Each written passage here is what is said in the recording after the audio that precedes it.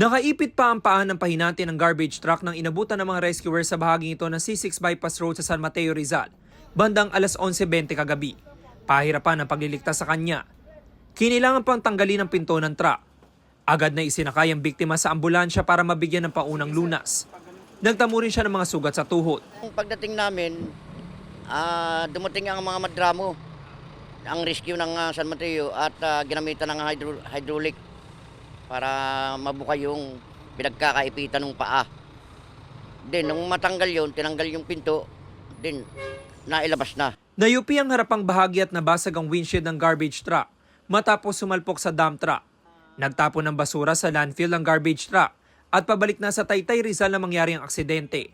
Ayon sa driver nito, nasa landfill pa lang sila ay sumama na raw ang kanyang pakiramdam. Pagdating namin dito, hindi ko na namalayan, bigla ko na natumba sa manubila eh. Yun lang. Bangga, inaabot ko yung yung paa ko malan. Naprinuhan ko pero konti lang. Wala na, nandyan na eh. Hindi naman hugay, nakatulog tayo. Hindi. Gising ako. Ang dump truck naman magde-deliver ng graba sa Antipolo. Iniinda ng driver ang kanyang kaliwang paa. Sabi ng driver, gumilid lang sila saglit ng kanyang pahinante para kumain. Natalo ako sa salamin, baba ako eh. At tuloy naman ito, saka ako pupunta to. Abay, dire-diretso pa rin o. Nagulat na lang po, biglang pasok ko sa likuran ko. Ayun, sa sobrang tuloy po, itinulak pa nga po ako.